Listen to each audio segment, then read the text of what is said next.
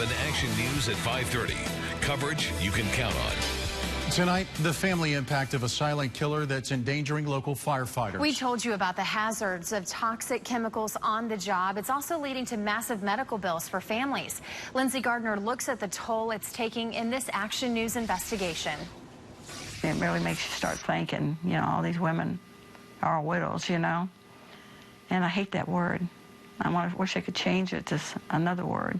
4 years after losing her firefighter husband, Davis Love, Karen Love finds his absence deafening. To tell you the truth, I don't ever even remember leaving that room. Her husband of nearly 4 decades died right in front of her eyes from cancer complications. His first hospital bill was $682,000. A harsh fact. Mary Ann Ray knows the cancer, the fight, and the bills all too well. One of them was around $240,000. Her husband, Lloyd, was diagnosed with kidney cancer while an active duty Jacksonville firefighter. He battled bravely for 6 years and lost. He lived it. He breathed it. It was his life. And both women feel their husbands paid for that love of firefighting with their lives. As we reported last week, 33 states recognize firefighters have an increased risk of developing cancer. Florida and Georgia do not.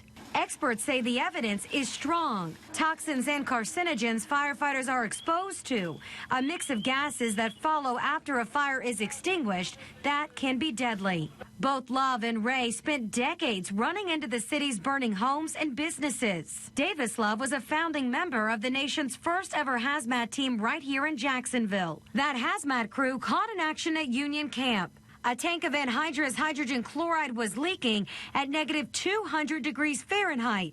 When mixed with water, it becomes hydrochloric acid. In the footage, you can see one of the first hazmat suits melting off the firefighter's body. As all firefighters were ordered to stand down in the chaos, it's Davis Love rushing in with no protective gear on, saving his friend who was badly burned. I asked him one time when he was on hazmat, I said, do you ever worry about all that, the chemicals? And he said, no, not really. The Kinko chemical fire in 1979 brought another danger. 39 firefighters were injured that day. A wounded Davis Love pictured right here on the front page of the Florida Times-Union. A second firefighter also shown would later die of cancer like Love. Lloyd Ray was also hurt that day. Mary Ann remembers getting the call. He feels like that may have been something there as a beginning of the cancer. Both women tell me their families would have been financially devastated if their husbands had not opted to pay more money every month for an added cancer insurance policy. In the studio, Lindsay Gardner, CBS 47 Action News. And we checked. Local firefighters can still get that cancer insurance, but the fee varies. Presumptive legislation would automatically assume a firefighter's cancer is work-related and help to cover medical bills, as well as honor firefighters who died fighting cancer. Now,